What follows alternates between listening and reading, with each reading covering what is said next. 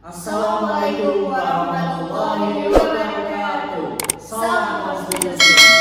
Bertemu dengan saya Faisal Ramadhani Murdeni dan ditemani oleh partner saya Silvana Eva Tiara dalam podcast hukum yang diselenggarakan oleh Departemen Advokasi HMJ HTN IAIN Pekalongan. Kali ini kita akan membahas mengenai demokrasi, khususnya demokrasi yang ada di Indonesia.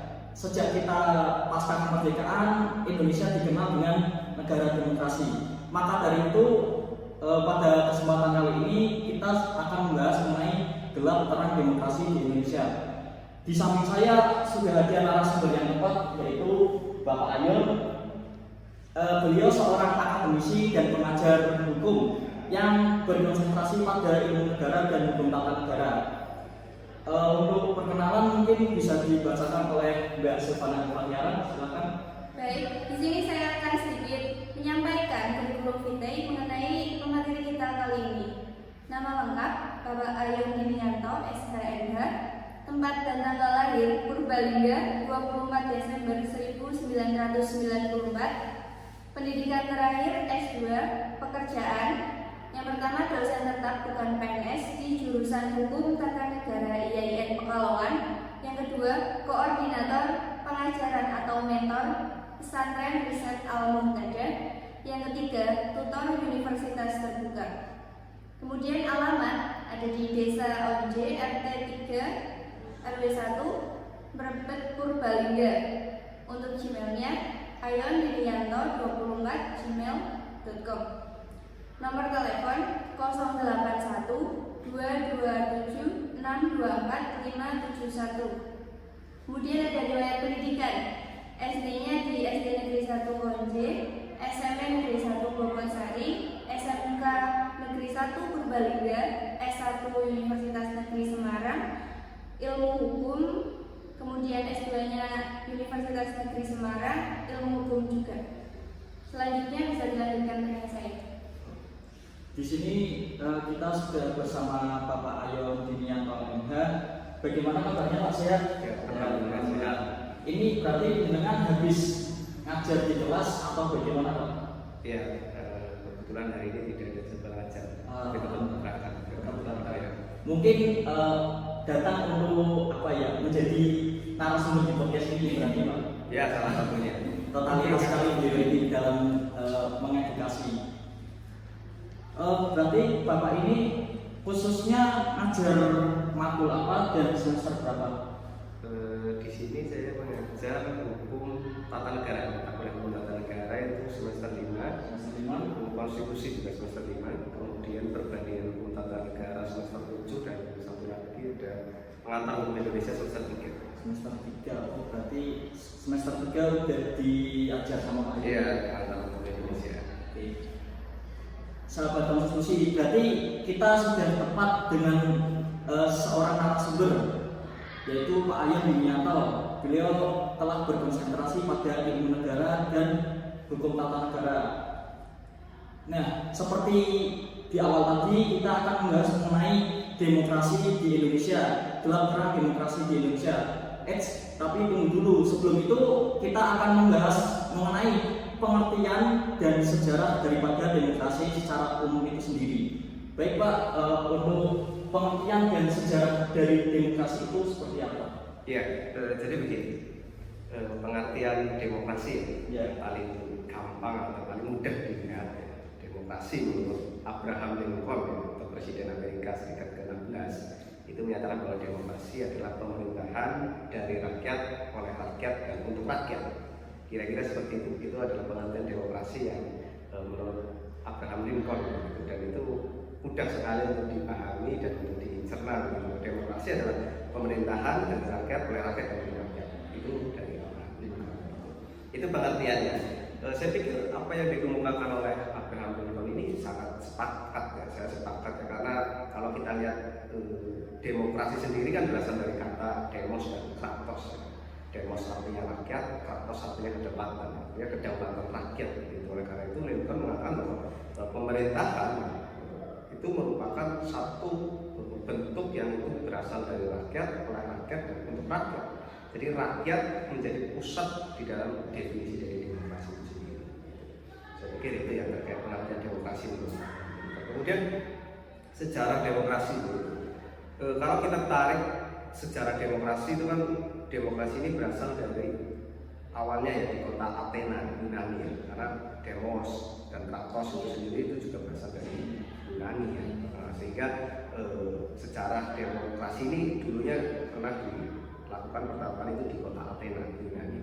Dan kemudian berkembang terus sampai saya mungkin tidak akan terlalu rumit ya, tertarik misalnya kepada revolusi Prancis abad ke-18.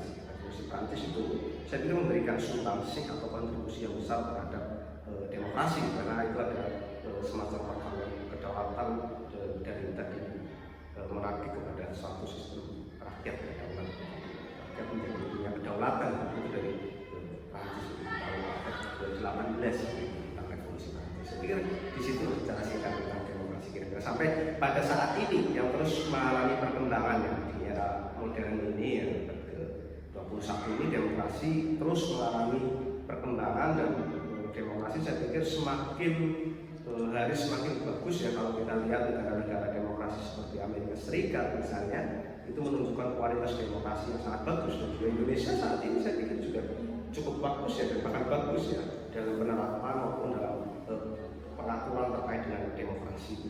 Saya pikir itu sedikit sejarah tentang demokrasi. Berarti boleh dikatakan demokrasi ini sebuah pemerintahan yang mana itu berasal dari rakyat untuk rakyat, oleh rakyat untuk rakyat begitu Pak. Dan berawal dari kota Athena Yunani yang awalnya itu merupakan pemerintahan monarki menjadi demokrasi. Kalau saya tidak terlalu mendefinisikan dulu di kota Yunani itu monarki atau bukan, tapi demokrasi muncul waktu itu adalah di kota Athena itu. Pada saat revolusi Prancis itu kemudian mengubah sistem dari monarki itu kepada pemerintahan rakyat. Jadi dulunya pemerintahan itu dikuasai oleh raja ya, kedaulatan itu berada di tangan raja ya, atau monarki begitu, kemudian berubah menjadi demokrasi itu melalui republik. Berarti bisa jadi demokrasi ini merupakan hasil pemikiran daripada filsuf Yunani. Ya bisa jadi begitu. Filosof-filosof atau filsuf dari kota Athena mungkin yang pertama kali mencetuskan tentang demokrasi itu ya, karena buktinya demokrasi itu muncul di sana. Saya pikir. Berarti demokrasi ini mulai dipraktekkan ini di Yunani Pak? Iya, di kota Athena, karena waktu itu penduduknya masih berapa puluh ribu kalau tidak salah. Masih sedikit. Oke. Untuk ini kan tadi sudah dijelaskan mengenai sejarah demokrasi dan pengertian demokrasi secara umum. Bagaimana Indonesia sendiri pada waktu masih dalam masa feodal atau kerajaan? Apakah sudah muncul benih-benih demokrasi pada masa kerajaan atau masa feodal ini? Ya kalau kita lihat dari makna tadi yang saudara katakan bahwa masa feodal atau masa kerajaan, gitu ya saudara mengistilahkan itu. Kalau kita bicara masa kerajaan, itu adalah kerajaan yang absolut, ya, monarki absolut. Ya, saya pikir demokrasi tidak akan tumbuh, karena definisi demokrasi seperti yang saya jelaskan tadi adalah kekuasaan atau pemerintahan yang berasal dari rakyat, oleh rakyat untuk rakyat. Tapi dalam sistem kerajaan yang absolut, yang monarki absolut, itu kekuasaan berada di tangan raja, gitu. Jadi letak demokrasi tidak ada, karena demokrasi itu berbicara soal rakyat. Pusatnya adalah rakyat, sementara kerajaan yang absolut itu pusatnya ada di tangan raja, ya kan? Ya. Jadi tidak ada korelasi antara demokrasi dengan kerajaan, bahwa di dalam kerajaan itu ada demokrasi. Gitu. Kalau misalnya itu sudah menyatakan bahwa itu sebuah kerajaan yang absolut, ya kerajaan yang absolut artinya pemerintahan berada di tangan raja, maka ya tidak ada demokrasi. Saya pikir tidak ada demokrasi kalau melihat pengertian atau definisi dari demokrasi tadi, ya berasal dari rakyat, rakyat untuk rakyat. Jadi pada saat masa kerajaan ya berarti tidak ada demokrasi, kecuali monarkinya seperti Inggris saat ini misalnya, monarki konstitusional misalnya ya, raja sebagai kepala negara atau kepala pemerintahannya kan tetap dari rakyat, oleh rakyat untuk rakyat gitu. Berarti semisal pada zaman dulu masa Majapahit itu belum antara sistem kerajaan dengan demokrasi itu sedikit kontradiktif atau bagaimana? Belum melihat adanya demokrasi. Kalau dia dipersepsikan bahwa itu adalah suatu pemerintahan atau kedaulatan yang berasal dari raja dan oleh raja, itu saya pikir tidak mencerminkan aspek demokrasi. Beda dengan kemudian kalau kerajaan zaman dulu mungkin ya monarki konstitusional, ya kan, ada kekuasaan rakyat di situ ya, misalnya baik di pemerintahannya raja hanya sebagai simbol saja, misalnya simbol kerajaan saja, sementara rakyat yang menjadi pemimpin pemerintahan itu dan ada mekanismenya, ya mekanisme pengambilan kedaulatan itu atau mekanisme pengalihan kedaulatan ya, baik melalui pemilihan atau dan lain sebagainya. Ya saya pikir itu demokrasi. Tapi kalau misalnya absolut kekuasaan ada di tangan raja, ya saya pikir tidak ada demokrasi sesungguhnya. Kerajaan sendiri kan itu memakai kekuasaan yang monarki dan absolut.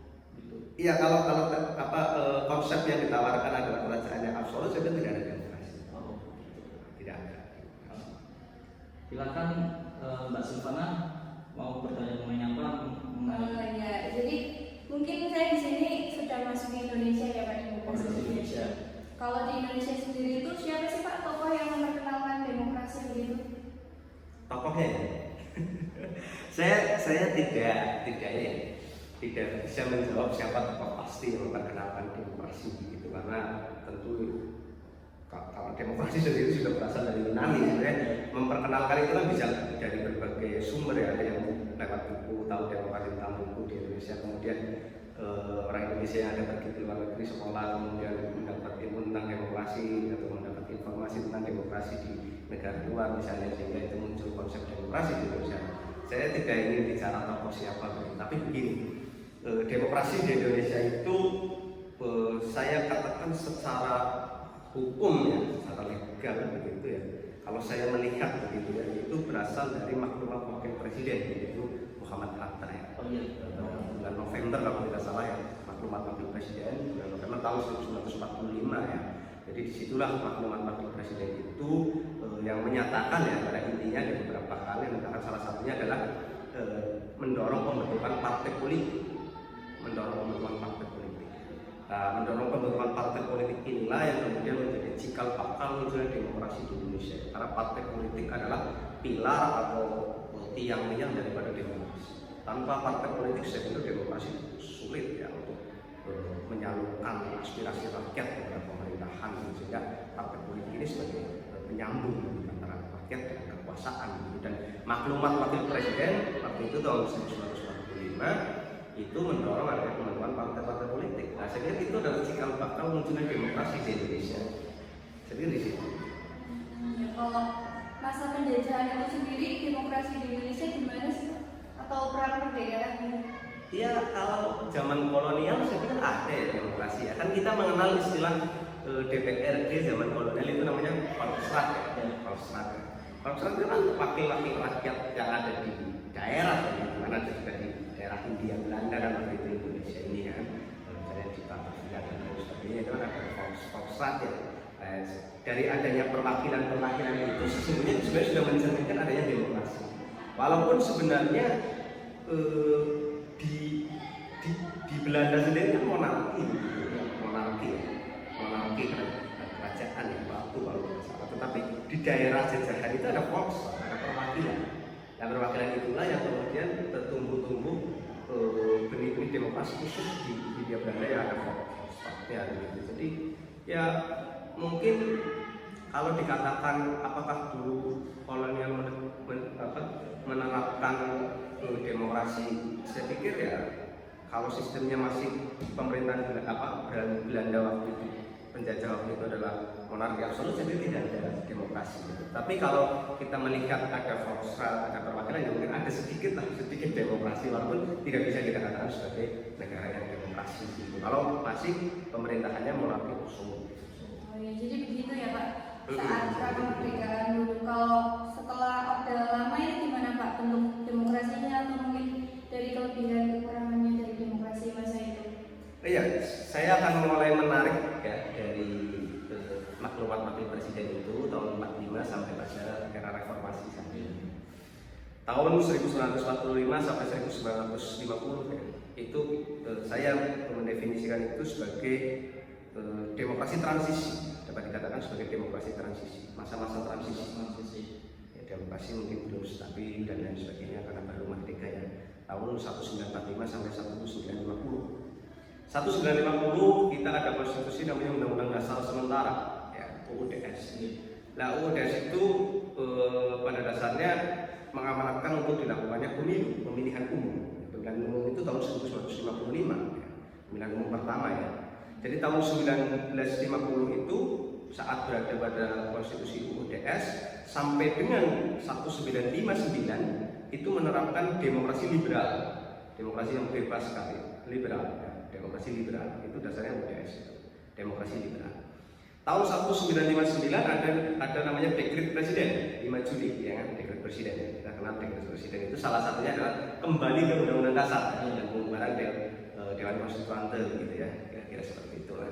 Itu namanya saya istilah dinamakan ya oleh masyarakat umum itu sebagai demokrasi terpimpin. Demokrasi terpimpin itu 1959 mulai berlaku. Sampai 1967 itu demokrasi terpimpin masa Orde Lama. Nah, jadi Orde Lama itu disebut sebagai demokrasi terpimpin. Yang mulai 1959 sampai 1967 itu demokrasi terpimpin. Kemudian 1967 sampai 1998 adalah era Orde Baru. Ya, demokrasi Orde Baru mengatakan demokrasi Pancasila waktu itu ya. Waktu itu mengatakan demokrasi Pancasila 1967 sampai 1998. Kemudian 1998 sampai saat ini era reformasi ya, dikatakan sebagai demokrasi yang reformasi atau demokrasi modern gitu. Demokrasi yang saat ini kita kenal gitu. Itu era reformasi. Jadi kalau kita tarik itu dari 1995 tadi sampai 1950 masa transisi ya. Demokrasi pada masa transisi, kemudian 1950 sampai 1959 masa demokrasi liberal, ya. Kemudian 1959 sampai 1967 demokrasi terpimpin, ya. Orde Lama ya, 1967 sampai 1998 Orde Baru demokrasi Pancasila, dikatakan sebagai demokrasi Pancasila. Dan 1998 reformasi itu yang kita kenal saat ini gitu. Jadi begitu, itu dari tarikan sejarah yang menurut saya kalau kita datang step begitu, masa-masa demokrasi di Indonesia. Iya, dari liberal kemudian sampai ke terpimpin gitu ya. Iya betul. Sampai akhirnya ke yang modern gitu. Iya, demokrasi reformasi saat ini lah yang kita kenal. Gimana saat Demokrasi konstitusional ya saat ini, demokrasi konstitusional. Oh, berarti kan saya pernah baca Pak itu yang pasal 1 ayat 2 itu kan mengatakan bahwa UUD 1945 itu mengatakan kedaulatan berada di tangan rakyat. Berarti itu merupakan apa ya? Merupakan sebuah tanda-tanda demokrasi di Indonesia atau bagaimana Pak untuk pasal 1 ayat 2? Undang-Undang Dasar 1945 pasal 1 ayat 6 mengatakan bahwa kedaulatan berada di tangan rakyat dan dilaksanakan menurut Undang-Undang Dasar. Ya. Ketentuannya seperti itu. Undang-Undang Dasar 1945 pasal 1 ayat 2 ini menurut Jimli Asidiki itu dikenal sebagai konstitusional demokrasi. Demokrasi konstitusional. Ya. Demokrasi konstitusional karena apa? Karena dari makna itu misalnya kedaulatan berada di tangan rakyat, berarti itu demokrasi ya, demokrasi seperti tadi definisi tadi ya kan. Kemudian dilaksanakan menurut Undang-Undang Dasar. Undang-Undang Dasar itu apa? Konstitusi ya, konstitusi hukum tertinggi. Jadi pasal 1 ayat 2 itu kita bicara soal demokrasi konstitusional atau demokrasi apa konstitusi demokrasi konstitusi gitu ya.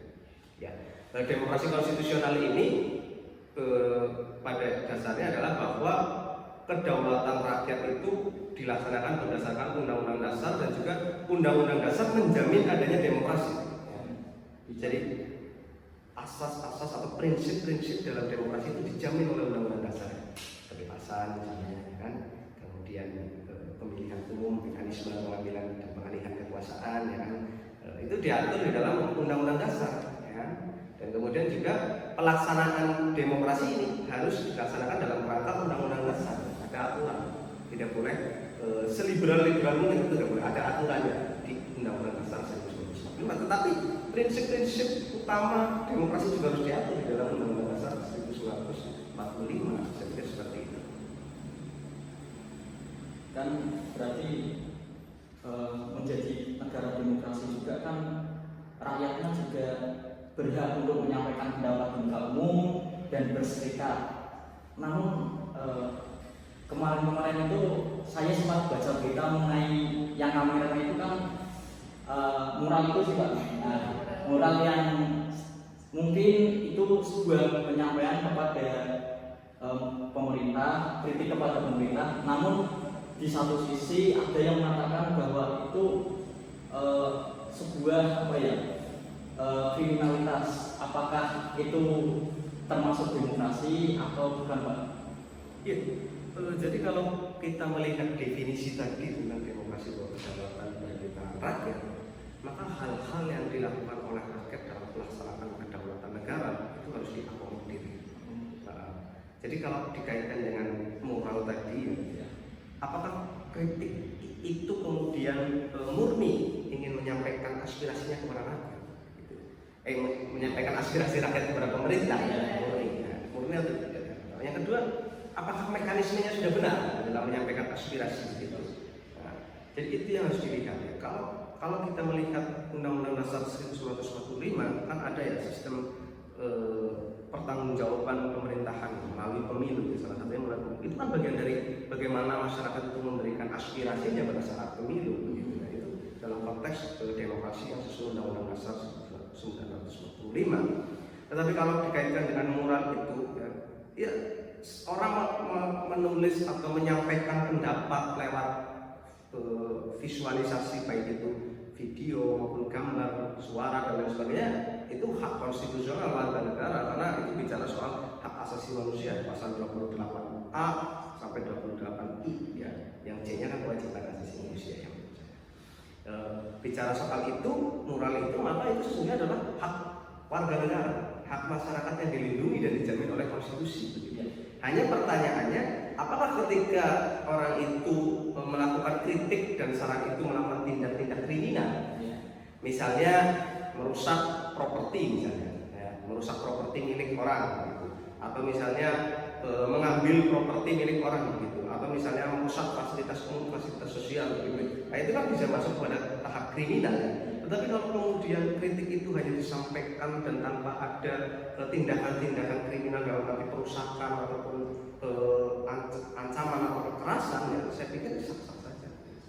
Ya selama misalnya dia menulis kritik itu tidak merusak properti orang begitu ya, atau tidak merusak fasilitas sosial, fasilitas umum misalnya, ya itu saya pikir sah-sah saja, biasa boleh-boleh saja. Tapi yang tidak boleh kan ketika dia melakukan tindakan-tindakan kriminal tadi berupa perusakan begitu. Saya pikir begitu. Saya tarik kembali Pak ke masa transisi, yaitu masa ini 1950 sampai 1959 demokrasi liberal. Itu ditandai oleh apa Pak kalau demokrasi liberal itu? Demokrasi liberal itu ditandai sebenarnya begini. Pertama adalah kemunculan partai-partai politik. Partai politik itu banyak sekali. Makanya pemilu 1950 itu ada berapa puluh partai politik gitu yang mengikuti. Itu menandakan bahwa demokrasi itu benar-benar bebas. Siapapun orang berhak berpartai partai politik ya. Itu sangat bebas. Bebas begitu. Kemudian yang kedua adalah sistem pemerintahannya waktu itu parlementer juga ya. Jadi parlementer, dan itu partai-partai politik memainkan peran yang sangat serius ya. Di parlemen dia memainkan peran, di pemerintahan juga memainkan peran ya. Makanya pada saat sistem pemerintahan parlementer itu kabinet sering bergonta-ganti ya. Itu artinya menandakan bahwa kalau kita tarik jauh begitu ya, demokrasi sebenarnya berjalan juga di situ begitu, melalui peran partai politik begitu yang mengendalikan pemerintahan dan juga mengendalikan parlemen begitu ya.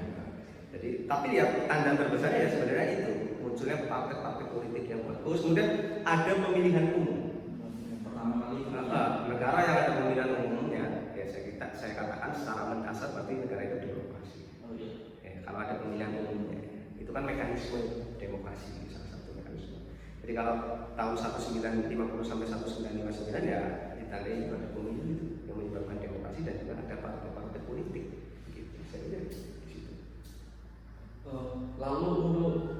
demokrasi Pancasila ini kan kira-kira pada zaman Orde Baru, yaitu pemerintahan Pak Soeharto. Nah, pada waktu itu terdapat isu-isu mengenai pembungkaman untuk rakyat. Apakah itu betul, Pak? Ya, jangan tanya ke saya. Tanya kelahiran tahun 94. Nanti kalau ditanya apakah itu betul, ya saya belum pernah merasakan gitu ya. Tapi kalau referensi mungkin ada referensi itu ya, menyatakan itu bahwa pemerintahan era Orde Baru istilahnya non demokratik, non demokratik. Jadi karena misalnya partai politik difusi, di kelompok-kelompokan ya, ada partai politik yang dikelompokkan ini, kemudian partai politik ini kemudian muncul satu golongan, namanya golongan karya. Ya sehingga menurut saya demokrasi tidak terlalu tumbuh, beda dengan demokrasi liberal tadi yang munculnya banyak partai politik. Sementara ini kan difusi atau dikelompokkan oleh pemerintah secara paten, bukan melalui adanya katakanlah yang saat ini sedang berjalan itu namanya parliamentary threshold, ambang batas parlemen itu namanya kan menggagalkan partai politik secara ilmiah. Jadi partai politik nanti akan mengerucut secara ilmiah melalui mekanisme parliamentary threshold itu. Tapi kalau dulu waktu zaman Orde Baru itu kan di kelompok-kelompokan, jadi menurut saya demokrasinya ya kurang gitu. Ya walaupun ada demokrasi karena ada pemilu ya, pemilu kan ada pemilu. Waktu itu kan juga bapak saya pernah cerita ya Pak mengenai apa difusi partai politik yang mana partai agamis itu terdiri dari PKB dan PKB P3 dijadiin satu menjadi P3, dan yang satu itu ada partai nasionalis yaitu PTI, yang satunya itu Golkar. Dan pada saat itu juga pergolakan politik juga mulai panas gitu pada zaman Orde Baru itu. Lalu pada tahun 98 itu ada tragedi Semanggi yang mahasiswa itu menuntut adanya keadilan untuk rakyat, dan Pak Soeharto lebih baik mundur saja begitu Pak. Mungkin dari jenengan sendiri pernah mengalami hal seperti itu Pak, karena tadi kan sudah dibacakan mengenai kelahiran Bapak itu kan tahun 94, mungkin belum bingung, tapi itu kan masih umur 4 tahun, masih 3 tahun. Oh 3 tahun. Oh iya, berarti belum merasakan itu ya? Ya belum. Oke. Untuk demokrasi saat ini bagaimana Pak menurut jenengan? Saat ini ya? Saya pikir secara normatif saya pikir demokrasi itu sudah bagus ya. Prinsip-prinsip demokrasi kalau kita lihat Undang-Undang Dasar 1945, prinsip-prinsip demokrasi itu sudah diakomodir di dalam konstitusi kita ya. Misalnya tadi pasal 1 ayat 2 bicara soal kedaulatan rakyat ya, dilaksanakan Undang-Undang Dasar. Kemudian pasal 7 tentang pemerintahan negara itu ada ya presiden dipilih oleh rakyat ya. Kemudian ada juga tentang pemerintahan daerah itu di konstitusi juga ada bahwa gubernur ya kan, bupati dan wali kota dipilih secara demokratis ya. Bicara soal demokrasi. Kemudian juga pasal 22E ya kan, tentang pemilihan umum itu mekanisme demokrasi ya kan. Kemudian ada tentang misalnya tentang DPD dan DPR itu kan mereka berasal dari dipilih oleh rakyat ya. Pasal 22E itu kan mengatur bahwa pemilihan umum memilih Dewan Perwakilan Rakyat, Dewan Perwakilan Daerah, Dewan Perwakilan Rakyat Daerah, dan Presiden dan Wakil Presiden ya kan. Kemudian hak-hak asasi manusia itu juga dijamin di dalam konstitusi, karena demokrasi dengan HAM menurut Presiden ketiga Republik Indonesia B.J. Habibie itu bagaikan koin atau mata uang, sisi mata uang yang satu di sini, satu demokrasi dan HAM gitu ya, bagaikan dua sisi mata uang gitu. Jadi dia melekat gitu, tidak bisa dipisahkan antara demokrasi dengan hak asasi manusia, dan hak asasi manusia itu sudah diatur di dalam pasal 28A itu ya, C-nya itu kan kewajiban asasi manusia gitu. Jadi kalau secara normatif saya melihat demokrasi itu sudah ada di dalam konstitusi, sudah bagus. Hanya memang pelaksanaannya kita berdebat lah Ada yang bilang sudah sesuai, ada yang bilang masih belum. Ya itu kan soal subjektif dari mana melihatnya ya. Misalnya yang mengatakan sesuai kan gampang saja kan, katakanlah saja pemilu berjalan dengan lancar ya kan, kemudian pemilu konstitusional ya kan, partai politik bisa hidup ya kan, semua orang bisa mendirikan partai politik ya kan, partai politik bisa mengikuti pemilu apabila memenuhi syarat-syarat gitu kan, itu kan demokrasi tidak sesuai. Tapi ada juga yang tidak sesuai, yang menyatakan misalnya tadi ya kan, kritik dilarang, dan itu kan sebenarnya masalah subjektif dari mana melihat gitu. Tapi secara normatif saya melihat demokrasi di Indonesia sudah berjalan, sudah diatur secara bagus oleh konstitusi gitu. Hanya tinggal pelaksanaannya saja ya, sebagai warga negara ya kita kawal saja untuk menuju pada demokrasi yang lebih bagus begitu ya. Begitu. Berarti untuk kondisi baik buruknya demokrasi itu bergantung dengan rakyatnya sendiri ya Pak? Iya, saya pikir rakyat juga menjadi faktor utama ya dalam demokrasi itu ya, karena tadi yang seperti definisi saya kemukakan menurut Abraham Lincoln tadi, bahwa pemerintahan berasal dari rakyat, oleh rakyat, dan untuk rakyat, maka rakyat itu menjadi penentu baik buruknya demokrasi ya. Pemerintah itu kan tidak akan berdaya kalau rakyatnya itu mempunyai kedaulatan atau bersatu gitu, walaupun kata-kata yang memegang pemerintahan itu adalah elit misalnya segelintir orang, tapi kalau mayoritas rakyat ini kemudian bersatu, kemudian melakukan suatu tindakan untuk mengganti, ya itu sah-sah saja ya, pemerintahan yang dia hanya dipegang oleh elit, bukan berdasarkan mekanisme demokrasi gitu.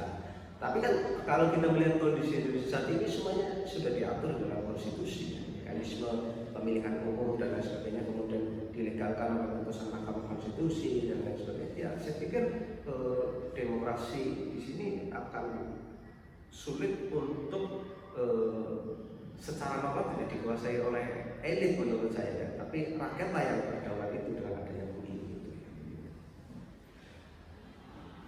Baik, jadi begini sahabat konstitusi, sudah dijelaskan mengenai demokrasi secara umum, bahkan masuk ke konteks keindonesiaan. Menurut beliau, demokrasi ini merupakan pemerintahan dari rakyat, oleh rakyat untuk rakyat, dan berawal dari negara Yunani yang mana dahulunya itu sistem monarki menjadi pemerintahan rakyat gitu Pak. Terus di Indonesia sendiri itu diawali dengan maklumat Wapres Muhammad Hatta pada tahun 1945 yang mana itu mendorong pembentukan partai politik. Iya, mendorong pembentukan partai politik. Iya, salah satunya begitu. Terus sebenarnya ada sebelum maklumat Wapres Muhammad Hatta ini juga pada masa Hindia Belanda itu juga ada perwakilan rakyat yang dinamakan dengan Volksraad. Lalu pada masa transisi 1945 sampai dengan 1950 UUD 45 menjadi UUDS. Ya, 1945 1950 itu UUD 45. Ya. Dan pada tahun 1950 sampai dengan tahun 1959-nya itu demokrasi liberal, yang mana itu bermunculan partai-partai politik atau multi partai. Dan pada tanggal 1955 itu pertama kalinya pemilu dilaksanakan di Indonesia. Lalu pada tahun 1959 sampai dengan 1967 terdapat demokrasi terpimpin, dan 1967 sampai dengan 1998 itu ada demokrasi Pancasila atau pada masa Orde Baru. Ya. Dan salah satu ciri daripada demokrasi ini yaitu kebebasan berpendapat, kedua adanya pemilihan umum, ya, terus ada wakil-wakil rakyat yang duduk di pemerintahan. Untuk kelebihan dan kekurangan daripada demokrasi di Indonesia sendiri itu berdasarkan perspektif masing-masing atau berdasarkan subjektif. Kalau menurut normatif itu insya Allah ya demokrasi sudah diterapkan ya Pak. Iya. Yang mana itu didasarkan pada pasal 1 ayat 2 UUD 1945 yang mengatakan bahwa kedaulatan berada di tangan rakyat dan dilaksanakan menurut undang-undang dasar. Lainnya itu juga dijamin kebebasan berpendapat, kebebasan berserikat dan sebagainya. Baik Pak, terima kasih untuk waktunya. Kita dari Departemen Advokasi sangat berterima kasih atas kehadiran Bapak untuk sedikit berbincang mengenai demokrasi, khususnya demokrasi yang ada di Indonesia. Iya, saya tambah sedikit ya. Oh iya, silakan Pak. Jadi tadi seperti yang saya sebutkan bahwa demokrasi di Indonesia sebenarnya sudah bagus ya. Kalau kita melihat konstitusi dan dasar, semua mekanisme diatur. Mekanisme misalnya pengalihan kekuasaan melalui pemilihan umum, ya kan, adanya pemilihan umum. Kemudian bagaimana pemilihan umum itu dilakukan secara langsung, umum, bebas, rahasia, jujur dan adil. Kemudian prinsip-prinsip demokrasi juga sudah diatur di dalam Undang-Undang Dasar 1945, ya kan, tentang kebebasan, hak asasi manusia, kemudian tentang adanya partai-partai politik juga dibolehkan untuk tumbuh, begitu kan, dijamin oleh Undang-Undang Dasar. Jadi menurut saya demokrasi di Indonesia hari ini itu mengalami satu perkembangan jika dibandingkan dengan waktu sebelumnya, walaupun di masa demokrasi liberal juga mengalami demokrasi yang bebas begitu ya. Tapi kalau masa ini karena konstitusi sudah mengatur itu pasal 1 ayat 2 ya, bahwa demokrasi yang kita jalani adalah demokrasi yang berdasarkan pada Undang-Undang Dasar, dilaksanakan berdasarkan Undang-Undang Dasar. Saya pikir itu. Baik. Juga perlu diingat sahabat konstitusi, manusia atau rakyat itu sebagai pemeran utama dalam menjalankan sistem demokrasi. Tuh. Jadi dengan ini para viewer ini juga harus mengerti apa itu demokrasi dan bagaimana pelaksanaannya. Itu wajib mengerti karena negara kita itu berdasarkan demokrasi. Baik. Terima kasih kepada pemateri kita atau narasumber kita ya Pak, Pak Ayo Widianto Enggar yang telah berkenan dan meluangkan waktu demi podcast hukum ini. Ya. Dari amin. Dari Mbak Silvana silakan. Ada. Iya, saya rasa Cukup. Baik, itu saja para viewers, para sahabat konstitusi. Semoga kita dapat bertemu kembali dalam podcast hukum yang diselenggarakan oleh Departemen Advokasi HMJATN YIN Pekalongan. Kurang lebihnya mohon maaf dari kami. Wassalamualaikum warahmatullahi wabarakatuh.